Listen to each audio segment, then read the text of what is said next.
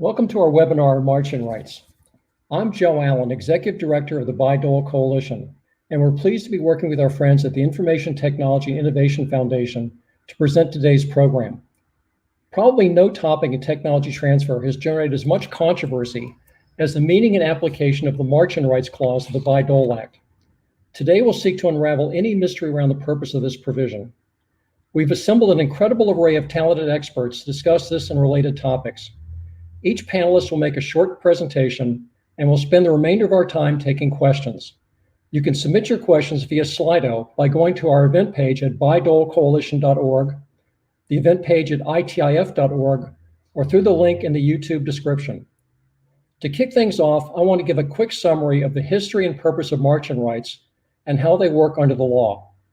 I was Senator Bayh's staffer and was in the room when we first began working on Bayh-Dole.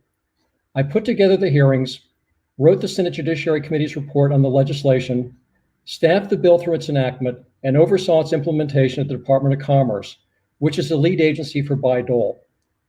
First, let's go back years before the law was passed in 1980. At the end of World War II, President Roosevelt asked Vannevar Bush what to do with the mighty research engine created to win the war. Bush recommended continuing the government's role in supporting fundamental research in his report titled Science, the Endless Frontier. That recommendation was accepted. Almost from the beginning, inventions were made with federal funding. It was decided that any discovery made with even a small percentage of government support would be taken from its creator and made available to any and all through non-exclusive licensing. While nobly intended, this policy condemned those inventions to sit on the shelf because their development would require considerable time and expense from the private sector. But that investment wasn't often made because rival companies could get the same license to use the technology. As these problems became apparent, a long, cumbersome waiver process was started, allowing those making inventions with federal support to petition for their ownership. In considering these requests, the federal agencies looked at the commercialization plans. When waivers were granted, the government included a margin provision, allowing the agency to take the invention back if good faith efforts weren't being made toward development. Shortly before his death, President Kennedy issued a memorandum on government patent policy, providing greater guidance for agencies considering patent waivers.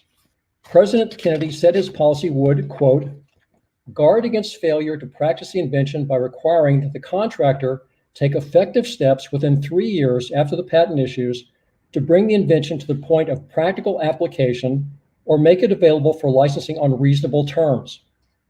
The government would also have the right to insist on granting a license to others to the extent the invention is required for public use by governmental regulations or to fulfill a health need, unquote.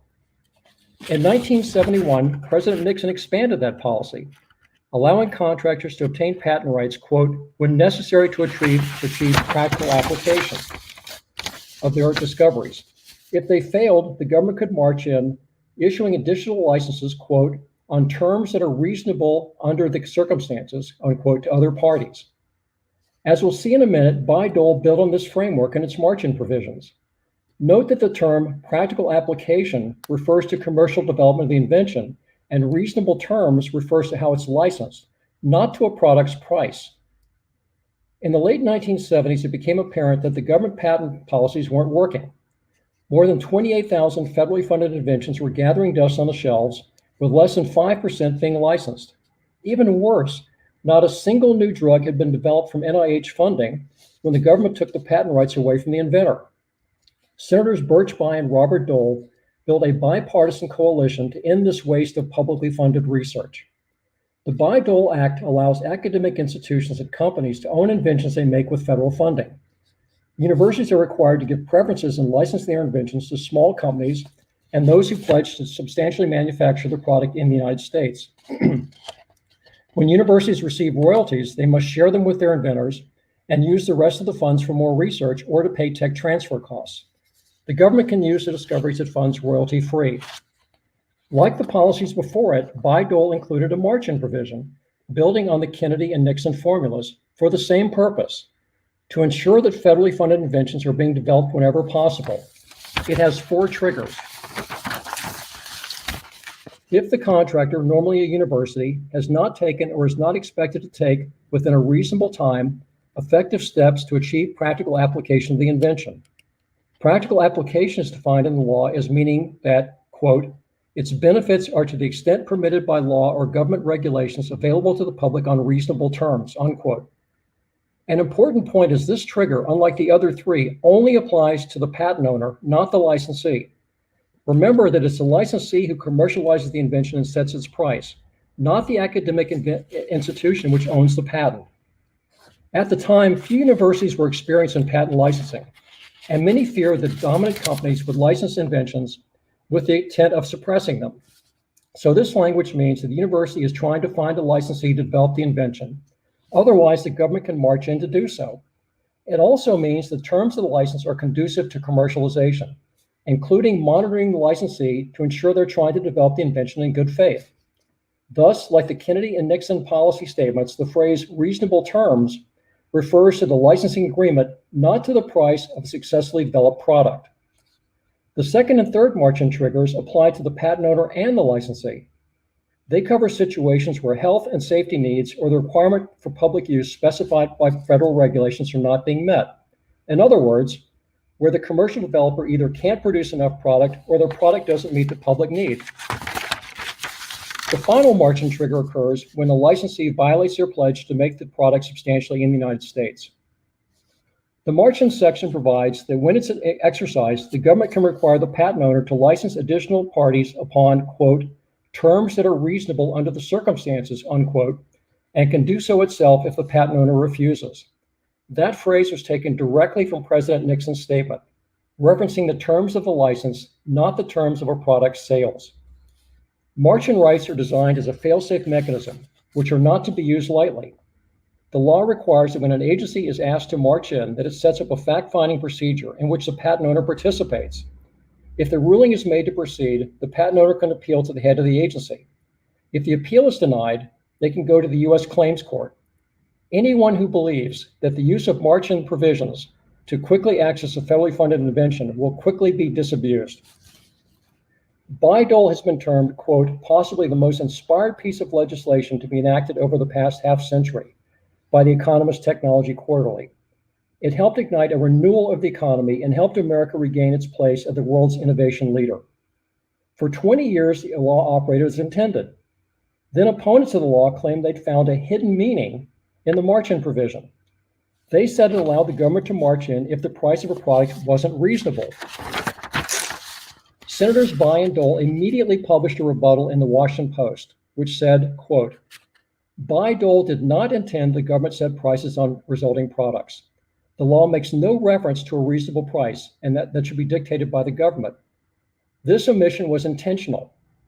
The ability of the government to revoke a license granted under the Act is not contingent on the pricing of a resulting product or tied to the profitability of a company that has commercialized a product that results in part from government-funded research. The law instructs the government to revoke such licenses only when the private industry collaborator has not successfully commercialized the invention as a product, unquote. Nevertheless, a series of petitions were filed at NIH asking it to march in against successfully commercialized drugs for price control. Each has been rejected by Democratic and Republican administrations as outside the scope of Bayh-Dole. To end the confusion over the purpose of march-in rights, the National Institutes of Standards and Technology, which now oversees Bayh-Dole, has a pending clarification of the march-in regulation to assure all stakeholders that the law will continue to be implemented as written. One reason for the success of Bayh-Dole has been, for the last 40 years, it's been applied as intended, and the rules are predictable and dependable. Alliances between our public and private sectors are a key ingredient of our current success. That was demonstrated last year when the best and brightest minds in industry, academia, and government worked together seamlessly to fight COVID-19. The results literally saved the world. However, we should remember that our system can quickly unravel if we allow Bayh-Dole to be misused for unintended purposes. Thank you. Now, let's bring in our panelists to provide their perspectives. Our first speaker is Wendy Streitz, the president of the Council on Government Relations, which represents academic institutions. Wendy is a former executive director of research policy analysis and coordination at the University of California. Before that, she served as the Associate Director of Technology Transfer at Auburn University. Wendy, it's all yours. Thank you, Joe. I'm happy to be here. As Joe said, COGR is a higher ed association of 190, the most research-intensive institutions in the country. We focus on issues associated with research, particularly federally funded research and tech transfer. I came into tech transfer after more than a decade in industry. And in the position Joe described at the University of California, where I was for 20 years before coming to COGR, I was in an office responsible for research and tech transfer policies for the system. I had the pleasure of working with tech transfer leaders on all 10 campuses and beyond. I'm going to take a few minutes to give you a sense of the university perspective on tech transfer, which I know some of my colleagues on the panel will be able to expand on more eloquently and with more experience. So why do universities engage in tech transfer in the first place?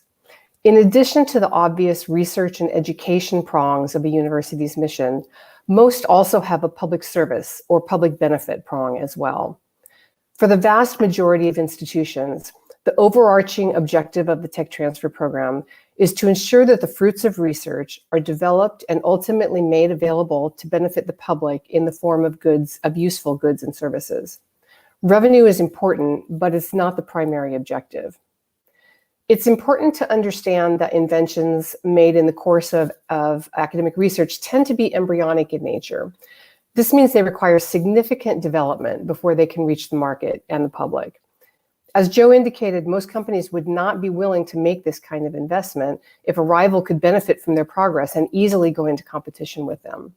A license serves as an incentive to invest in an early stage technology by giving the first company a period of exclusivity. You should also know that university licenses are unique in that they include terms designed to ensure that inventions are indeed developed and ultimately made available to the public. One of the elements that Joe mentioned from the Bayh-Dole Act is a requirement to monitor the progress of licensees. So these terms in the license do help ensure that the objectives of the Bayh-Dole Act are met. But what many people don't know is that universities also include such terms in licenses for inventions that were not made with federal funds and are not subject to the Bayh-Dole Act. This is consistent with the overarching public benefit objective. Perhaps the most important of these terms is what we call a diligence provision or a diligence requirement in a license. This says that if the licensee can't or won't move a technology forward at an agreed upon pace, the university can terminate the license and offer it to another company that can. This is not something you would expect to find in a license from a commercial entity. And I'm going to diverge from my prepared remarks just briefly to point out there's a lot of risk in licensing a university technology, partly because of this diligence provision, partly because of the embryonic nature of the technologies. So there's already tremendous amount of uncertainty. Predictability is really key, and I'm sure we'll get into that later.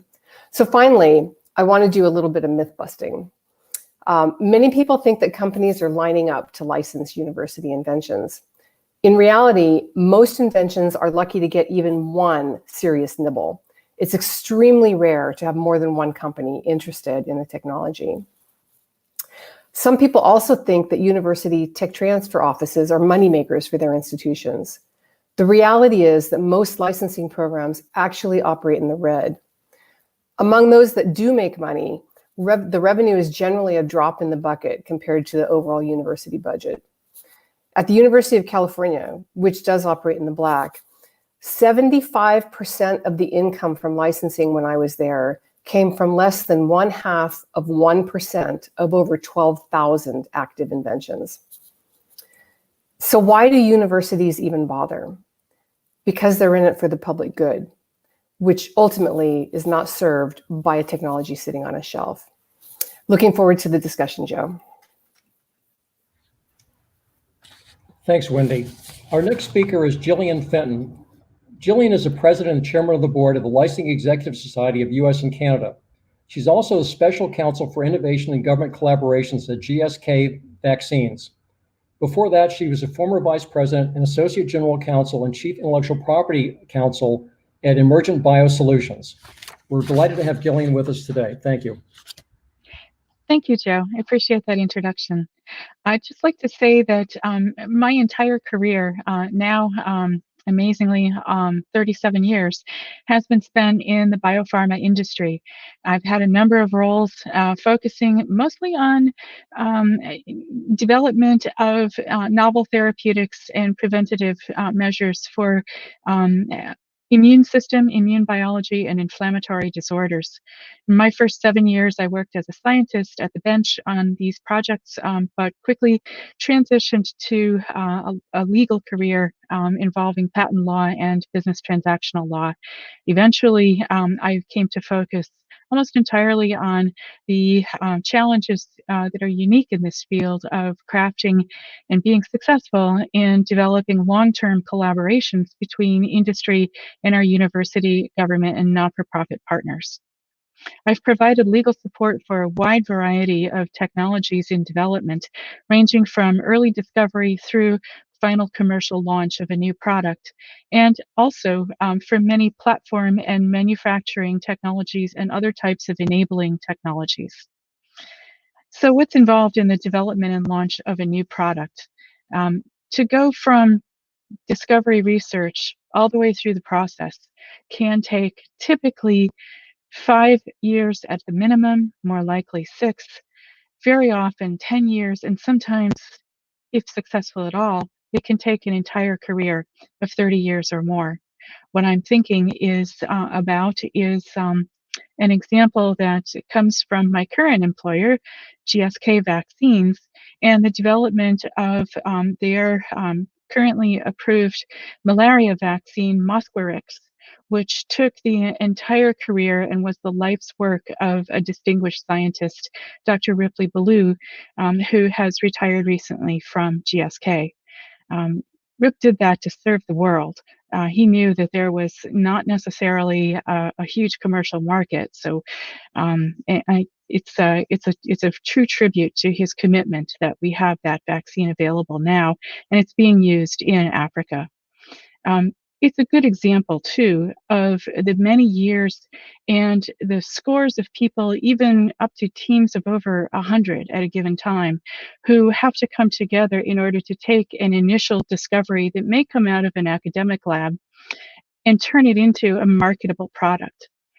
At one point early in my career, just before I entered law school, I was privileged to be a part of an R&D team who were invited to meet a patient who happened to be a hemophiliac whose life was saved by a recombinant factor VIII therapeutic that I was on the team involved in developing.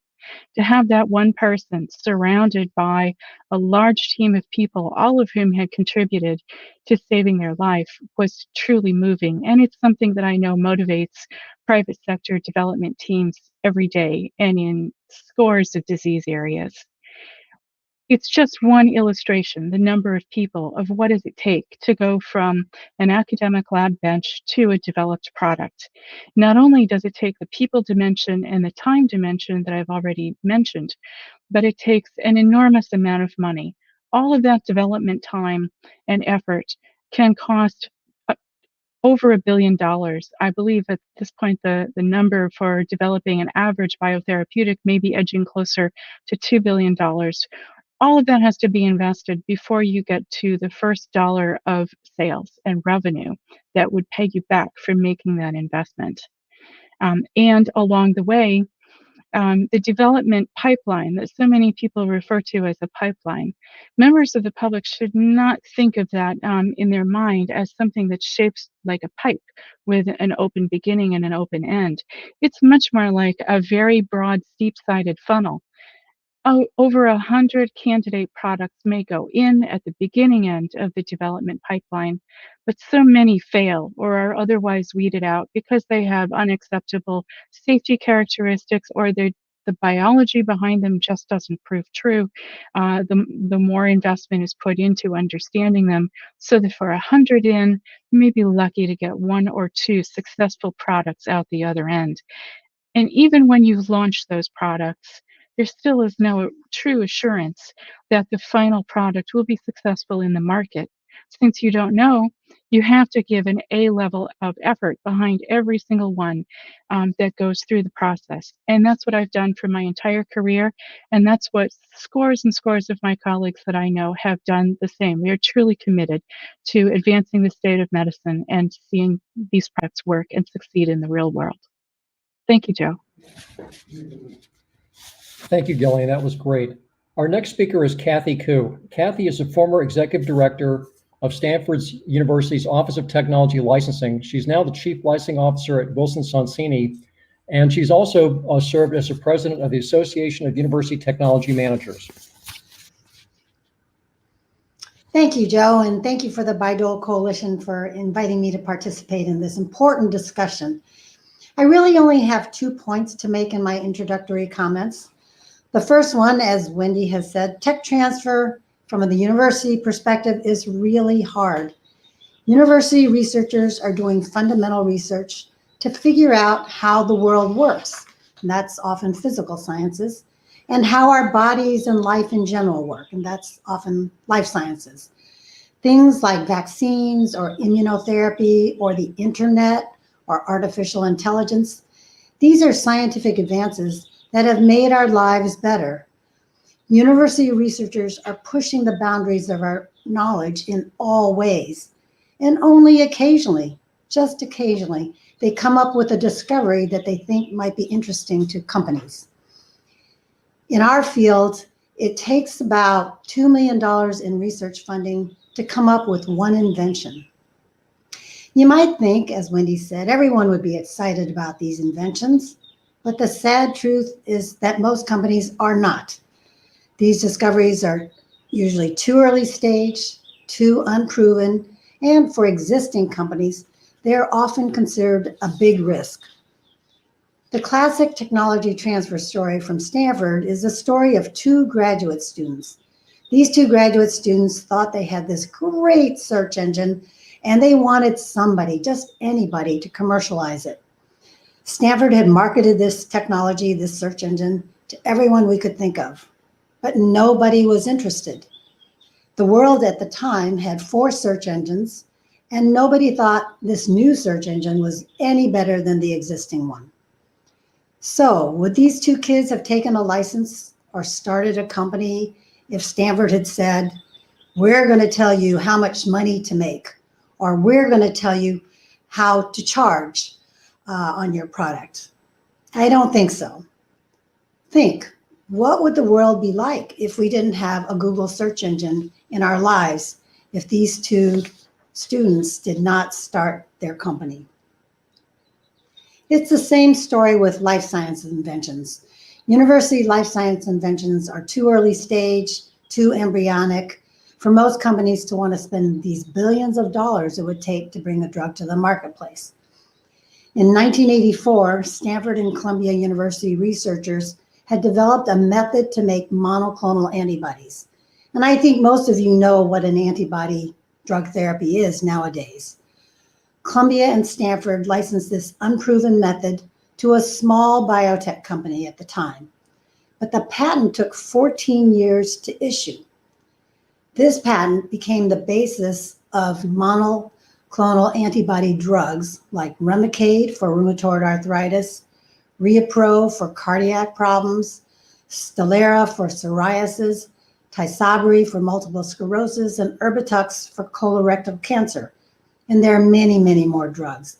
This patent has long since expired, but these drugs live on to treat patients today. We need to make sure companies have an incentive to take a chance on something new. If we say to a company, please take a license to this unproven technology, and by the way, we're going to tell you how much you can charge, do you think anyone would be interested? The answer is no. The second point I want to make is that universities do this technology transfer thing for the public good, just as Wendy had said. In a document called In the Public Interest, 9 Points to Consider for Good Licensing Practices, universities and other nonprofits have pledged to structure licenses to encourage technology development and to grant exclusive licenses in such a way as to balance the legitimate commercial needs of a company against the university's goal of ensuring broad practical application.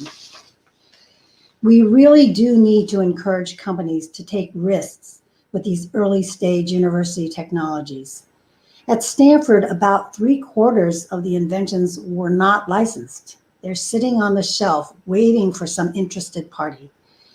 Anything that makes a company hesitate, particularly margin rights because of pricing, is deadly to early stage technology transfer. Thank you. Thank you, Kathy. Our next speaker is Lou Berneman. Lou is a founding partner emeritus at Osage University Partners. He is also was the managing director at Techcelerate, as a former managing director at the University of Pennsylvania's Center for Technology Transfer, also was director of licensing and business development at Virginia's Center for Innovation Technologies. He's the past president of Autumn, and he's also a former vice president and trustee of the Licensing Executive Society. Thank you, Joe. And Kathy, you're absolutely right. The proposed change would be deadly. So I've titled my remarks this afternoon, "Don't Strangle the Goose That Lays Golden Eggs." Access to affordable drugs is a real problem. We need to make drugs more affordable. But access to affordable drugs using march-in rights to control drug prices is the wrong solution and would be catastrophic public policy.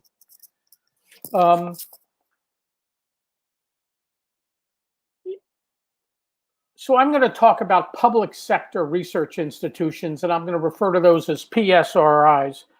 And by that, I mean public and private academic teaching and research institutions, med schools, teaching hospitals, federal labs, and the rights. From the perspective of a general partner in a venture fund investing exclusively in high-risk academic startups developing discovery stage technology,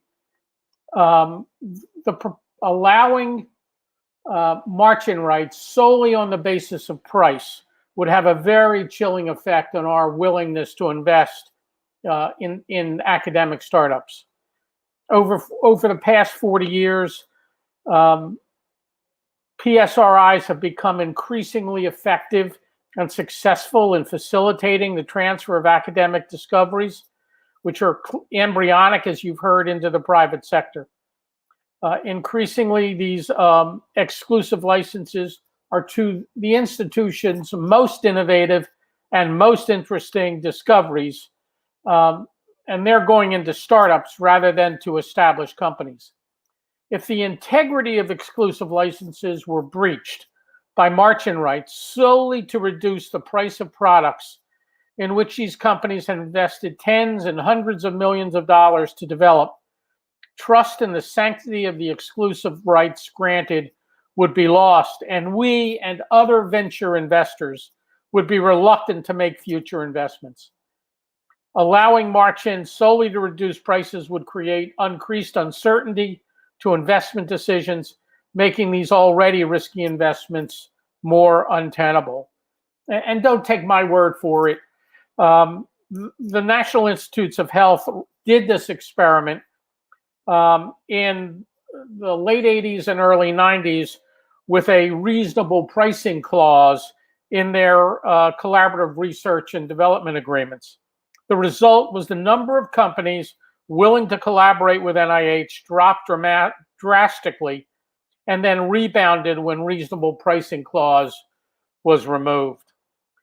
Importantly, the Bayh-Dole Act permits our most creative, innovative scientists and engineers to remain in academia, teaching and creating new knowledge and new knowledge leaders and workers, and through the licensing of their patented discoveries, institutions facilitate progressing the inventors' discoveries from paper inventions to product innovations, which potentially change the way people live, work, and play. And as you've heard, BiDol clearly works.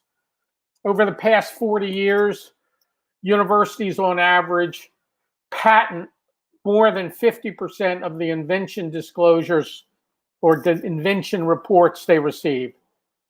And even the most effective universities license only about half of their patented discoveries. Again, over the past 2 decades, universities have created more than 13,000 startups, and startups in capital-intensive industries like biopharmaceuticals, quantum computing, web security, on average, raise over $200 million to develop these products. And I'll share with you our experience at Osage University Partners, OUP. To date, we've invested in 110 startups based on discoveries from 49 different academic institutions. Some of the companies we invested in the life sciences area include Blade Therapeutics, developing antifibrotic drugs based on discoveries at Johns Hopkins, which raised $114 million. Receptos, developing drugs for MS and other immunoinflammatory diseases based on discoveries at Scripps, which raised $155 million. Vor Biopharma, developing cancer therapies based on discoveries at Columbia, raised $333 million. Beam Therapeutics, developing a new class of precision genetic medicines based on research at Harvard, MIT, and the Broad, raised $780 million. And Sana Biotherapeutics, creating engineered cells to repair and control genes based on research at the University of California, San Francisco, raised $1.5 billion. On the tech side, the situation is very similar. We've invested in IonQ, developing a quantum computer based on discoveries at Duke and the University of Maryland, which has raised over $400 million, $434 million. Evolve, developing a touchless human security screening products, now on the market, based on discoveries at Duke, which raised $423 million. Menlo Securities, commercializing a cloud secure web gateway product based on discoveries at UC Berkeley, raised $266 million. Embodied, a fascinating company developing robotics for children with autism and other special needs, based on discoveries at the University of Southern California, raised $35 million. Each year, we look at about 1,000 new startup companies coming from our 100+ institutions with which we work, including 27 of the top 30 NSF research funding institutions.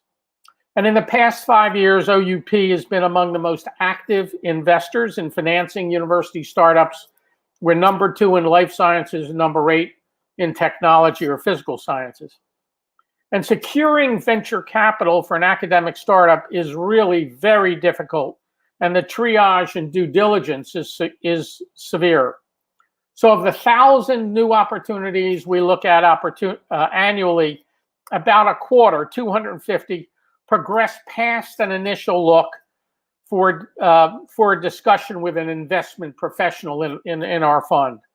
Of these 250, 100 will progress even further for a discussion with the general partners in the fund. And of these, half, or 50, will then be progressed into serious due diligence. After all of that work, we'll invest in between 10 and 15 new startups a year, or 1 to 1.5% of the 1,000 new startups annually coming from universities. And investing in academic startups is challenging. It's very risky, primarily due to the risk associated with management and whether discovery stage technologies will work outside the laboratory and at scale. By far, the greatest challenge in launching investable startups is and has been for decades identifying and recruiting industry experienced CEOs. These are highly qualified individuals and they're rational actors. It would be irrational to think that these individuals, which often have multiple career opportunities, would join a nascent university startup to take on all the known and unknown risks of financing and managing a new venture if after years of work, and tens and hundreds of millions of dollars invested, the government could simply march in, acquire patent licenses, granting them to others, simply because someone feels the product is overpriced. Venture investors like OUP are willing to assume the many risks of launching and financing university startups, in part because the companies we invest in have exclusive rights to develop and commercialize products covered by the university's patent rights. And based on decades of experience, we now know that 45% of startup ventures overall, financed by venture capital, fail and investors lose all their money. Of the rest, a little over 40% are acquired or merged, but not often for more money than the investors have put into the company. And 11% go public and produce a substantial return for investors. Given the varied asset classes available to qualified private equity investors, it would be irrational for venture capital investors and industry experienced investable CEOs to take on the many risks of a startup if the government could march in, acquire licenses covering products in which they've invested millions, simply because some feel the products are overpriced. Finally, I don't question the motives of those seeking to use Bayh-Dole's march-in rights to make innovative drugs more affordable. But using march-in rights simply solely on the basis of price control would backfire horribly, having a chilling effect on startup investors and inhibit the flow of academic discoveries now being licensed and developed into product innovations. So in closing, I want to thank friends and colleagues who have helped me think through these issues. Kirsten Loide and Natasha Azar from Osage University Partners, Oren Herskowitz from Columbia, and Ashley Stevens from the Focus IP Group. Thank you, Joe. Thank you, Lou. Our last speaker is Stephen Ezell. Stephen is the Vice President of Global Innovation Policy at the Information Technology Innovation Foundation. He's also written extensively about BiDol and the growth of the U.S. life science industry. Well, thanks, Joe. It's a pleasure to be with you today, and we appreciate the opportunity to collaborate with the BiDol Coalition in hosting today's webinar.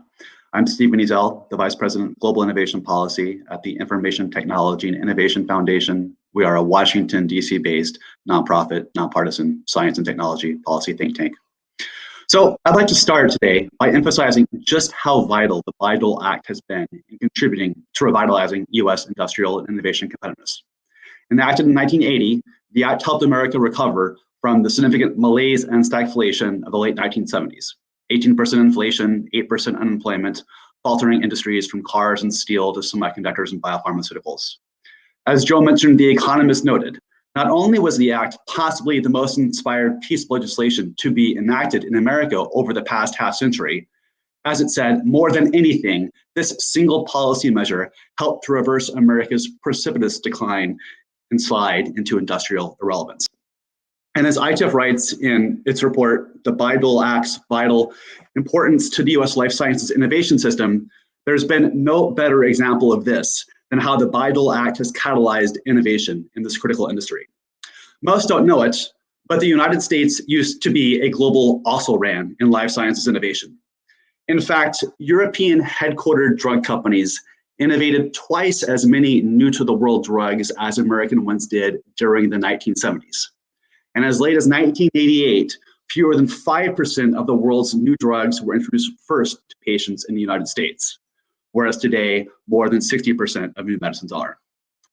But it was only through a series of conscientious, intentional public policy actions, also including the introduction of the R&D tax credit in 1981, the Orphan Drug Act in 1983, the Prescription Drug User Fee Act, these policies that were designed to make America the world leader in biomedical innovation, that we actually did become so. And foremost among these was the BiDol Act, which facilitated a pathway through which the intellectual property derived from government-funded university-conducted basic life sciences research could be licensed, predominantly to small companies, for commercialization and development. And this process has now contributed to the development of well over 250 novel drugs. Things such as Yervoy, a breakthrough treatment for advanced metastatic melanoma that gave rise to the field of cancer immunotherapy. Drugs like Gleevec, the world's first really effective treatment for leukemia. Gene editing to solve inherited blindness. All of these breakthrough drugs have BiDol as part of their story to tell. Moreover, another critical benefit of BiDol has been that in creating a pathway for technology commercialization of federally funded R&D, it has transformed America's universities into engines of innovation. As Harvard University's Naomi Hausman writes, the sort of large-scale technology transfer from universities that exists today would have been very difficult and likely impossible to achieve without the strengthened property rights standardized across granting agencies that were set into law in 1980.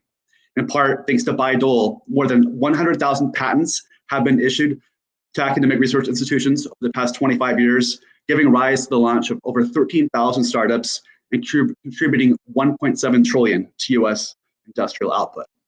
In short, the BiDol Act represents a critical, well-functioning component of America's national innovation system.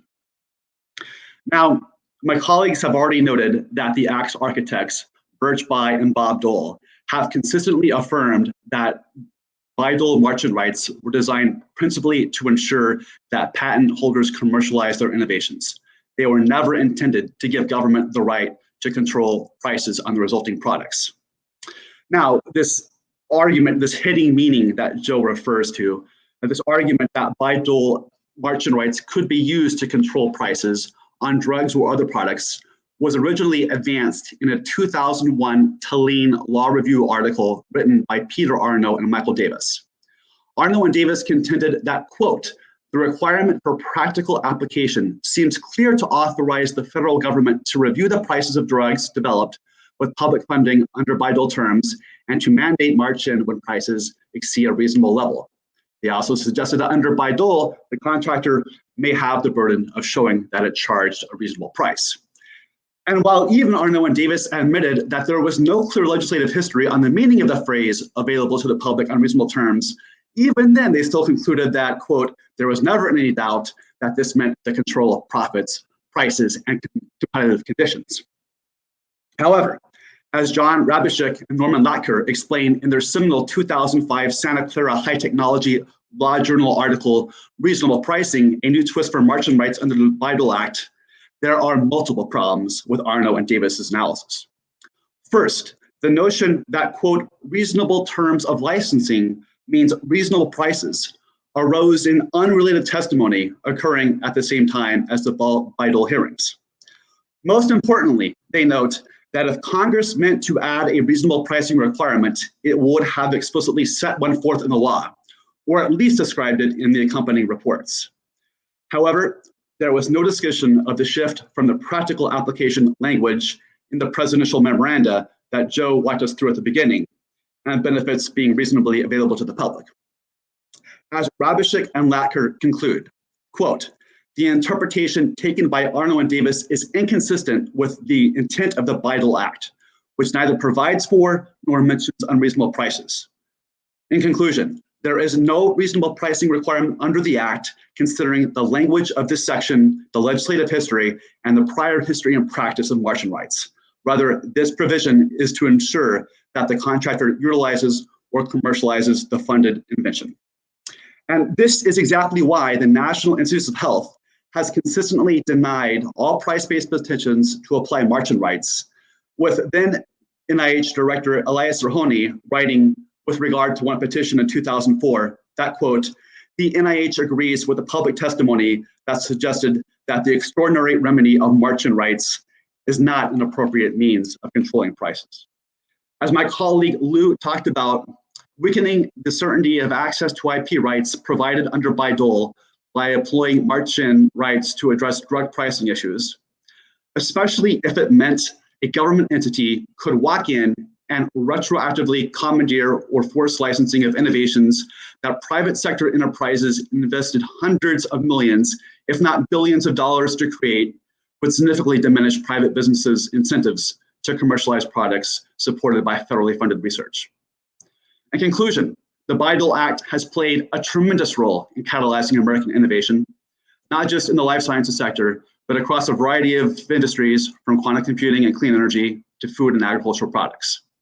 The Act's architects never intended for Martian rights to pertain to the prices of the resulting products. Today's legislators and policymakers should heed that wise insight. Thank you, Joe. Thank you, Stephen. We're going to go to questions now. And remember that you can submit questions to us from the Slido feature on YouTube, or also you can find it on the ITIF website or the Bayh-Dole Coalition website. You may not see this in your chat, but it will come to us. And I guarantee you that if we don't run out of time, we'll answer every question we get. So to get things started, let's bring all the panelists in. And I'm going to open up with one question. We've talked a lot about how Bayh-Dole works, but let's talk for a minute about what would happen if the alternative theory of Bayh-Dole was ever implemented. So the Bayh-Dole Tech Transfer Act is the world's gold standard. But let's look at what would happen if, in fact, you actually could ask people to march in to control prices. What that means is the way march-in rights work is anyone can write a petition to the agency that funded the research asking it to march in. So it's open to your disgruntled neighbor, a rival company, foreign competitors, or those who hate patents. They basically just want to say they don't think that your price is reasonable. The other thing is, as Stephen noted, because we never intended that, there's no legal definition of a reasonable price. So it would just be completely arbitrary after you've gone ahead and commercialized a technology. So what would be the impact on our system if, in fact, we shifted to a system where anybody could say, I don't like the price of a Honeycrisp apple? Because remember, march-in rights doesn't apply to just drugs. It applies to any Bayh-Dole technology. Firefighting drones, whatever could come out of it. If somebody says, I don't like the price you've charged, it's not reasonable, and then if the agency agreed with them and went through all the march-in procedures, they could license rival companies to make your product. Would that reduce prices, and what impact would it have on American innovation? So let me throw that to the panel, and whoever wants to weigh in, please join in. But somebody has to. I mean, this is Kathy. I feel that, one, the agencies are not going to know what is a reasonable price. Universities don't know what a reasonable price is. You'd have to look into how much the company invested in, why did they price it as they did, and I don't think any of us are in the position to decide what the price should be. So I think it would be chaos. Yeah, and I can go back to the point Lou made about the early NIH policy that did have a reasonable pricing provision, and certainly the experience at the University of California was, while that was in place, companies would not touch federally funded inventions, and in fact, even once that requirement was removed, it took a while to get some of those companies back and to feel confident licensing a federally funded invention. So those were inventions that didn't go anywhere. Yeah. As I mentioned, I think using march-in as a price control mechanism is simply wrong-headed. And there have been other proposals, some reasonable. For example, with biopharmaceuticals, following the expiration of the last to expire initial patents covering products, some kind of cost-plus pricing statute, which again could be adopted by Congress to make, because generics are far more difficult in biopharmaceuticals than they are in small molecule drugs, but some kind of stratagem to use a cost-plus mechanism would certainly, I think, aid in making innovative biopharmaceuticals more effective once the last of the patents covering that product have expired. I'd like to add one thing, if I could.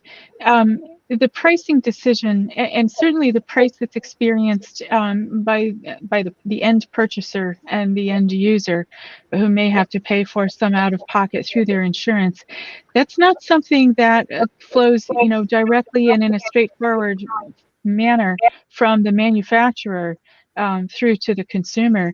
There are several layers of industrial players in the middle who act in a very complex environment in terms of price being set, price approvals, bulk wholesale prices, rebate and discount relationships. I don't even pretend to know all the full complexity of that ecosystem, but we need to bear in mind that can have more of an impact than you might think on the ultimate price that's experienced by the end consumer, and the manufacturer is not necessarily in control of that entire process. Okay. And I think it's important to note, as I said, for many years, the U.S. was an also-ran in life sciences innovation. Our continued leadership in this sector is by no means assured. And, we clearly lead the world in life sciences innovation today. Well over half of the 8,000 new drugs under development globally today are being created in American laboratories. But, if we don't tend to the policy environment that has made us a leader, this won't always be so. If you consider, China and how they've tried to target this industry, including in their new 14th five-year plan released just this week, and they've already grown. Their share of value added in the life sciences sector has increased fourfold from 6 to 24% over the past 50 years, while America's share fell by a third. So, at a time when even a country like China is strengthening its IP environment for life science innovation, the last thing we should be considering is ours. Okay. Thank you. We actually have gotten some questions from the audience. I'm going to put my glasses on because they're coming in little tiny print, but even if they're in tiny print, we're still going to handle them. The first question is, why was the marketing provision written into Bayh-Dole in the first place? As I said, march-in precedes Bayh-Dole, and the concern has always been if someone gets the right to a federally funded invention, they want to make sure that it was commercialized. The other thing that I mentioned was when we passed Bayh-Dole, there was just a handful of universities that had tech transfer offices. It's hard to imagine now, but there were very, very few. And we were concerned that they were so inexperienced that they could be taken advantage of, which is why the first march-in provision applies to the university, not the person who's commercializing the technology. We wanted to make sure they weren't putting crazy provisions in there that were, would stop commercialization. And the other thing we mentioned was we wanted to make sure that they were enforcing the license. And actually, this goes into another question, which I want to throw out to the panel. They said, well, how come all march-in rights petitions have been rejected so far? Can you explain why? The first thing I want to say is march-in rights is a fail-safe. That means that something in the system has really gone bad. It's like the airbags in your car. My airbags have never deployed in my car, thank God. Does it mean I don't need airbags? I don't want airbags? No, it doesn't. Because if something happens catastrophically, rather than going through the windshield, I would like to have an airbag deploy. So the reason that march-in rights have not been used is that, but for one, maybe two, they've all been filed on things of price control. And actually, somebody asked, is there a difference between how Republican and Democratic administrations handled these? No, there's not, because NIH looked at those and they said, is the drug in question publicly available? Is it being used in commerce? And they've acted, and Francis Collins said this very well. Yes, it's being used in commerce, and therefore, it meets the Bayh-Dole criteria. The only one that actually met the criteria of the statute was a petition when Genzyme had a problem in its factory. I think about 2010 or so. It couldn't produce an orphan drug. And a petition was filed at NIH, and that one clearly did meet the scope of Bayh-Dole because obviously they couldn't meet the market needs. So NIH looked into that, and what they decided was that it would take Genzyme about, I think, 6 or 8 months to get their factory back into operation. But if they licensed other companies, it would take them years to go through the Food and Drug Administration because you can't just start producing a drug. You have to get clearance to it. So NIH wisely said, it would disadvantage patients because rather than waiting for months and we had a stockpile that could meet that need for a short term, we don't want patients to go years without meeting the drug because we've taken the technology away from Genzyme. So that one clearly did meet BiDole. But again, BiDole is discretionary. If NIH had its hands tied and said, you have to pull the trigger, patients would have suffered. So let me also go back and open this up to the panel. One of the reasons that margin rights have not been used is because universities are enforcing their licenses. If people miss the due diligence, let me have Kathy and Wendy and Lou and anybody else weighs in. What happens if in fact it looks like you've signed an agreement in good faith and now something's going wrong and they're not meeting the due diligence needs? So why don't you explain to me or explain to the audience what happens and how do universities actually enforce the terms of their agreements to make sure that in fact people are trying to commercialize these whenever possible? I can Kathy, answer. Go ahead, Kathy. So I represent startups and I've been on the university sector side. In every exclusive license agreement, there are diligence provisions.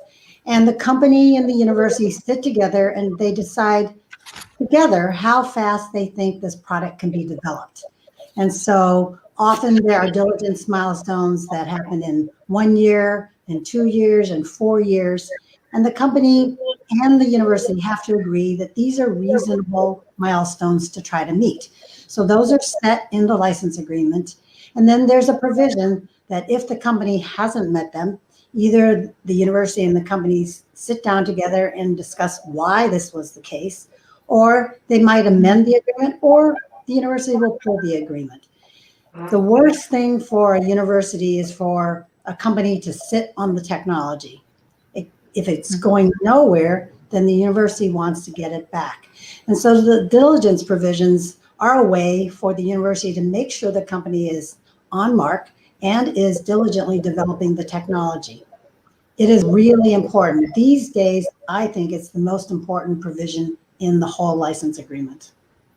And I'll just add to that. I mean, when you're sitting down and coming up with the milestones at the beginning, it's an educated guess at that point because you don't know what's going to go wrong, and things inevitably do.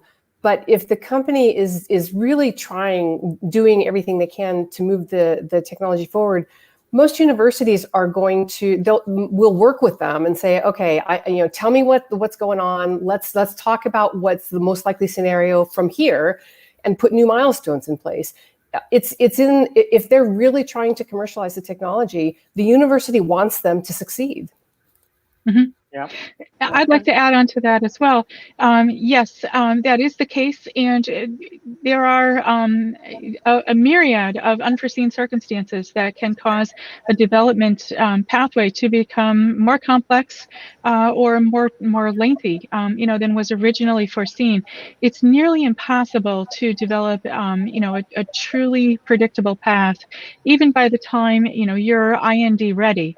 A real firm understanding of the path for development doesn't happen until sometime later in development. And once you've settled down things like, your manufacturing technologies, which doesn't happen at the very beginning. So the original forecast for development milestones and when they might be hit doesn't always work and sometimes has to be renegotiated. There's a number of strategies that are commonly used in agreements to make that happen. Either you can have an annual minimum fee which escalates over time, which really disincentivizes companies to sit on the technology because it becomes more expensive every year to do so. Or if you haven't been successful in a set period of time, I have also seen in agreements where the penalty may be the company can decide to either pay a higher fee or give up exclusive rights and go to a non-exclusive basis, which opens it up to competition, of course. Lou, over to you. I think you were saying something. Sure. So we should all recognize that institutions have an affirmative obligation to monitor their licenses. And institutions do that. Annually, you'll review due diligence obligations to assure that reasonable development is progressing. As Jillian mentioned, licenses often include minimum payment, annual maintenance fee obligations, which increase over time, which is a due diligence requirement. And ultimately, licenses can be, exclusive licenses can be adjusted to become non-exclusive if there's a lack of performance. So there's an active monitoring procedure. From a VC perspective, we got a question about how do VC firms discuss margin rights when investing in nascent technologies? We don't. I have to tell you, I've been, I founded Osage University Partners dating back to 2000. We started working on it in 2007. Got active investing in 2009. I can't remember a single investment decision based on margin rights. It has been a non-factor. We start considering that someone who thinks the price is unreasonable can step in after we've and other investors have put in tens and hundreds of millions of dollars. Not only will that be a very chilling effect upon our investment decisions, but I think it will strangle the goose that lays the golden egg. We're getting some great questions from the audience, and actually, let's go to this one because I think this one really hits on a lot of the public debate we're seeing right now. The question is, can't the government just develop medicines on their own without university or private industry? Why is that not a better option? And also, I want to throw this out to Gillian because she's actually involved in vaccine development. So could you say something about, there's a lot of discussion about vaccines right now, and thank goodness I have my shots. Can you say something about what it takes from industry to partner with the federal government on taking a vaccine to market and whether that can be done without industry's input? So let me throw it to the whole audience, but I think that's a great question. We really appreciate that, and I think that's something that we really need to talk about. Can government just do this on its own? Sure. I can absolutely take that, Joe. The government is not set up to handle the type of massive investment in facilities, people, expertise, infrastructure, and compliance that's required to bring a single vaccine to market. Typically, and I am involved in a lot of government and industry collaborations. GSK has developed, I think, a very fruitful scientific partnership over the years with the National Institute of Immunology, Allergy, and Infectious Diseases in particular. That's the institute that's helmed by Tony Fauci, who's done such an amazing job in addressing our COVID-19 pandemic. What I can say is that even a very sophisticated institute such as NIAID, which has core facilities that they have developed and use that may allow them to manufacture their own early stage investigational vaccine products for use in early stage clinical trials, by their nature, those plants are not full-scale industrial plants. They enable advanced R&D, phase 1 and maybe early stage phase 2 trials, what we would call phase 2A trials. But they are going to be, by the time they've invested that much money in a single candidate, the government or university are going to be highly motivated to find a commercial partner who can shoulder the burden and the obligation and has developed the expertise to manufacture vaccines at scale and deliver them. In many cases, these have global supply requirements.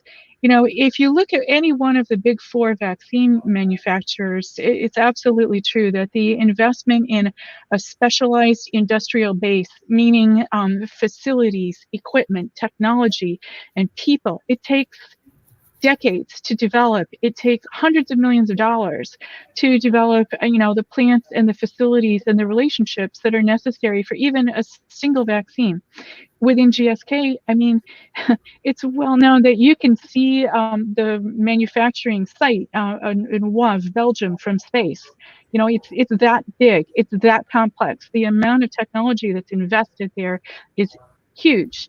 And it's not even just in the obvious areas of investment. I know that in order to have the expertise to develop a specialty vaccine, such as I was involved a few years back in a joint venture between a university and a company receiving major NGO funding to develop a novel tuberculosis vaccine.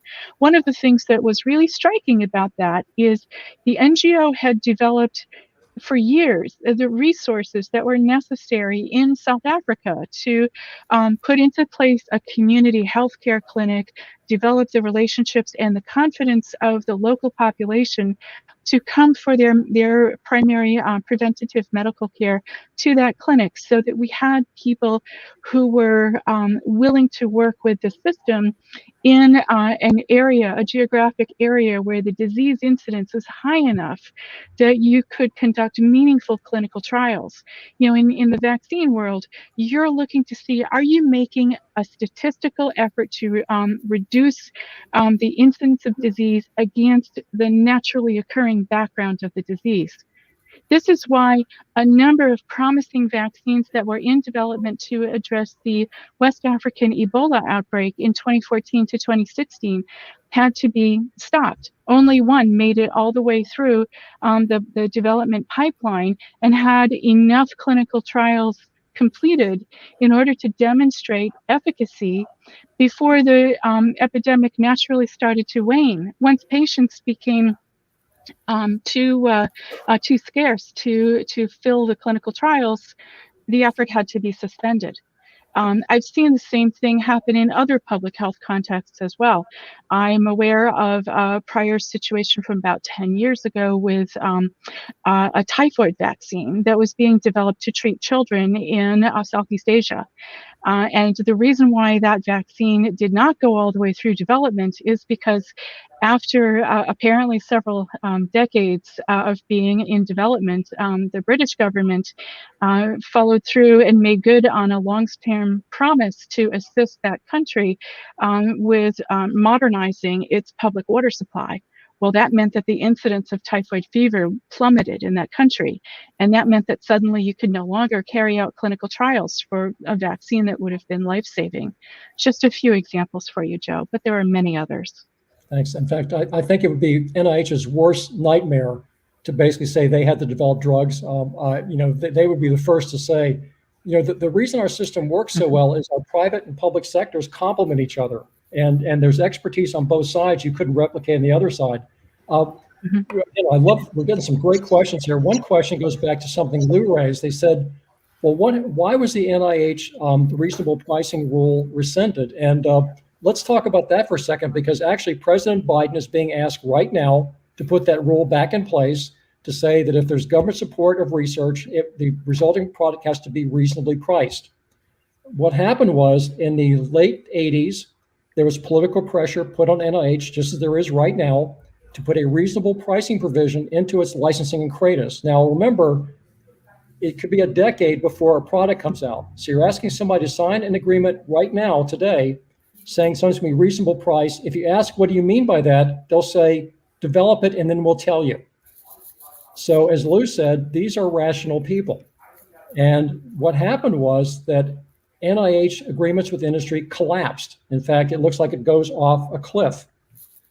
For 5 years, that continued to happen. And finally, NIH Director Varmus, realizing that what was going on, had a high-level panel look at the whole issue.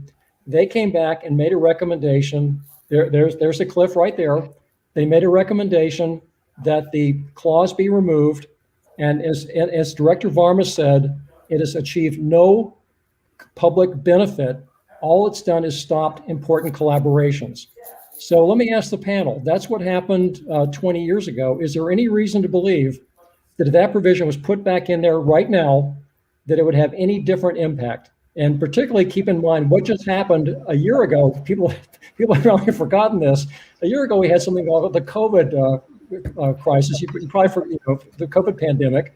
Our companies and universities and industry came together in unprecedented speed to develop cures for that, which are literally saving the world right now. So again, in this current environment, what would happen if, in fact, NIH said, or any agency said, if you take our funding, you have to agree to make something reasonably priced. We can't tell you what that is, but you go ahead and make it. And after you do it, then we'll come back and decide whether you can keep it or your rivals can have it. And your rivals include foreign competitors too, not just US. So what would the impact of that be if we did that today? Would it be any different?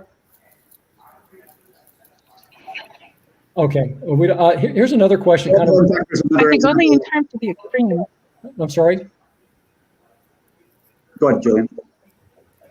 Oh, sorry. I was going to say only in terms of the extremes. I think it would be worse than it was before. And the reason for that is that what we're seeing now is an evolution of biopharma technologies. This is the moment for mRNA vaccines. People need to stop and think what an mRNA vaccine is.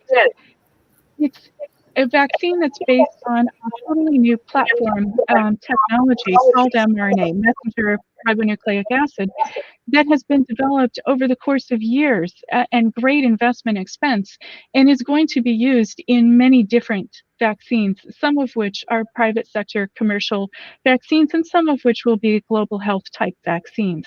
So if you march in on one, you're creating a risk for an entire portfolio of technologies, and that's not going to be tolerated.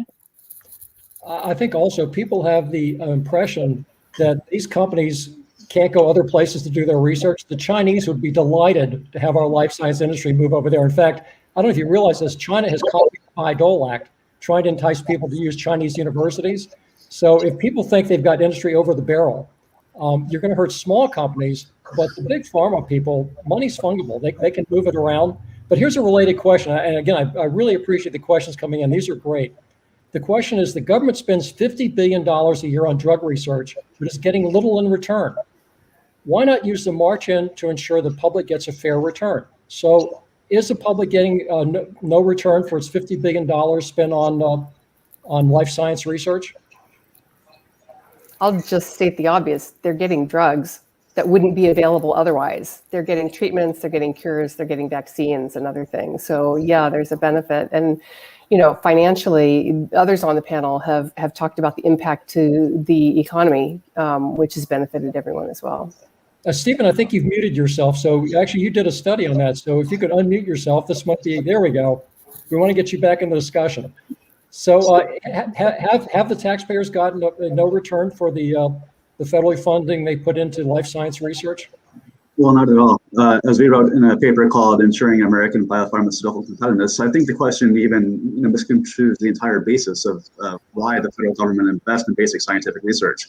The goal there is to invest into basic knowledge, understanding of things like how the human immune system works, what might be biomarkers for potential drug targets in the body.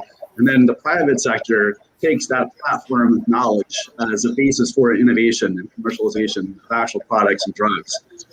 In fact, the research finds that the private sector invests at least $100 for every $1 of public investment into the drug. There's at least 100 to 1 return of how much more the private sector is putting in at risk to take that basic knowledge of science and turn it into a real drug. Beyond all that, there's been wonderful research. If you know Frank Lichtenberger, he's an economist at Columbia University. He found that pharmaceutical innovation accounted for 73% of the increase between 2000 and 2009 in life expectancy at birth across 30 countries. He found that if no drugs had been launched after 1981, the number of years of life lost would have been more than twice as high as it actually was. The public gets a return, not just in improving people's lives through these breakthrough innovations we're creating, but also we're able to return people to productive enterprise that benefits not only their lives, but the broader economy. That's why others have found that the public return, the social return from public investment in life sciences research is at least as high as 40%. Yeah, remember also, again, before Bayh-Dole, when we had exactly the policies that the critics want to put back in place right now, not a single new drug had been developed from NIH funding. Think about that for a second. You had papers, but if you had a disease, you're not going to get any cure for it. The last stats I saw was, I think now we're up to about 300 drugs and vaccines on the market from Bayh-Dole research. But again, the government's leaving these at a very early stage. If somebody from industry doesn't pick them up and go through the process, which is more likely to fail than to succeed, they're not useful. Lou, the other thing is the U.S. is the only country in the world where 50% of our new drugs come from small companies. So when you're doing startups in life sciences, would you see a benefit to the public if somebody picks these things up and tries to make them into a product? Yeah, remember, it's important to think about drug discovery and development as two very different phases. The government research laboratories, federal labs, NIH, NIAID, universities do discovery work. We do research to create new knowledge. Companies can utilize that knowledge in the development of products, of drugs and vaccines. They're very different tasks. Here's a question I want to ask to Kathy. You have to there you go. Somebody asked, well, why can't march-in rights be used for things like to make sure that stem cells are more widely used? So, I think the question is, how do we make sure that universities aren't giving exclusive rights to some, key technology, a process technology, that's just being used by one company as opposed to being used across that? Did the 9 points that you talked about in licensing address situations like that? The 9 points always wants the technology to be used broadly as possible. And so again, many technologies are licensed non-exclusively. If they're basic research tools, they would be licensed non-exclusively. So again, if though there's no one interested in taking a license, you want to give an incentive to a company to develop the technology. Many licenses have this mandatory sub-licensing. If a company is not developing the technology, they'll sub-license to someone who is interested in it. So the universities really have the public good in mind. They want to come up with a licensing strategy that makes sense for the particular invention. Sometimes it's exclusivity, and other times it's non-exclusive. And Stanford had licensed, for example, gene splicing non-exclusively to 440 companies. So it was broadly available. Anyone could practice that particular invention. Maybe you could also say something about the Cohen-Boyer or Boyer-Cohen, depending on whether you're at Stanford, University of California. Because again, that was a key technology that, in fact, you did have an exclusive licensee that wanted to pick up. So could you just say something about that? Well, we had a startup company at the time, Genentech, who wanted to take an exclusive license. And they, offered good royalties, et cetera, et cetera. If in fact one company had taken that license, I don't think it would have been broadly available. What Stanford decided to do is make it broadly available to as many companies as would want to take it. And originally, only 73 companies took a license. And then ultimately, it ended up to be 440 companies who took a license, who used the technology, who incorporated it in their processes, and it was made broadly available to the whole world, basically. Here's another question that we just got. Even if the government marched in on a drug, wouldn't it take a long time for a competitor to all of a sudden be able to manufacture that drug? Again, because people think if you march in, first of all, the march-in process is a long, arduous process. You have to exhaust the agency review, and also they have a right to go to federal court if you disagree with it. But assuming you went through all that, and the government did march in, how long would it take somebody from scratch to get up to speed and be able to actually start selling a drug? Anybody want to comment on that? I can comment on that a little bit in terms of industrial tech transfer. After you're done with the whole legal process, you're then looking at assuming that the original licensee wishes to engage in a cooperative tech transfer, you're looking at something on the order of an absolute minimum, assuming that all facilities and personnel are in place, probably a year to carry out the kind of very detailed tech transfer that it would take to teach a new company how to carry out an industrial process like that. And that is the type of time frame that we look at among collaborating entities in the private sector when there's a technology handoff. You need to bear in mind that it's not just the patent rights. It's the know-how, the expertise, the regulatory documentation, which is very voluminous and very exacting, that you have to get in place. And in terms of biologics manufacturing, the regulatory focus is on the facility. So, potentially what you're talking about is a new facility might have to be developed and built.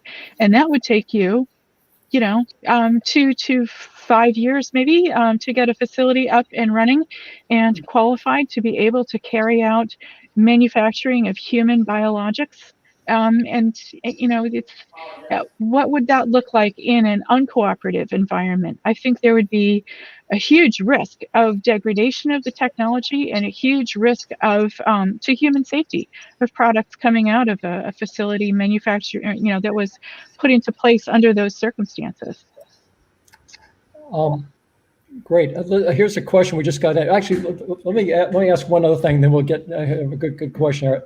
Because so far, this whole Marchant thing always focuses on drugs. But what people need to understand is once you let the genie out of the bottle and say that people can question reasonable pricing, it applies to any Bayh-Dole invention, not just drugs. Honeycrisp apples. Somebody goes to the store and says, I don't like the price of this Honeycrisp apple. It's not reasonable. So can people say something about non-life science related technologies? How risky are they to develop? And what would the impact be outside of the life science industry if in fact now people come back and say, hey, we don't like the price of that drone. We don't think it's reasonable. We want the government to march in. So what would the impact of this be outside life sciences? Because we also have an awful lot of things not life sciences related that come out of Bayh-Dole. It's important to think about industries as some are capital intensive.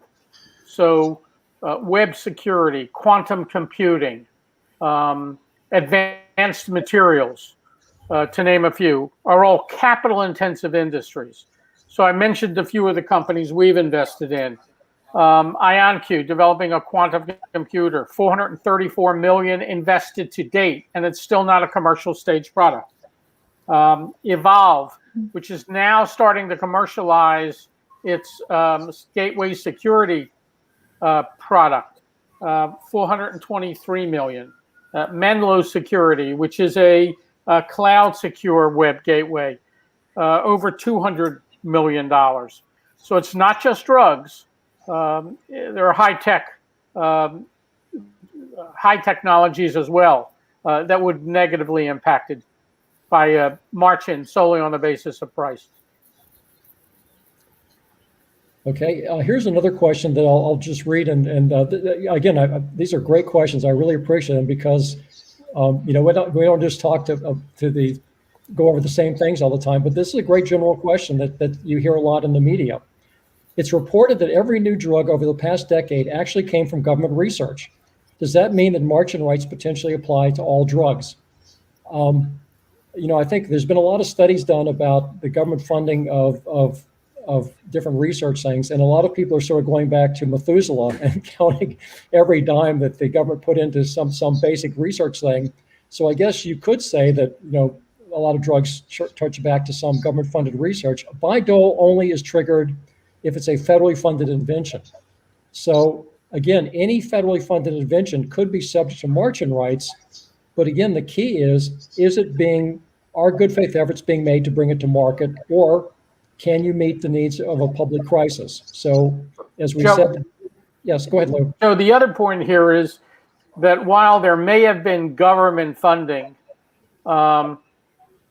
behind in the patents that were licensed, the likelihood that there are many, many more patents that cover method of use and manufacturing and other processes owned by the company that's used to develop and commercialize these products, those would not be subject to Marchant.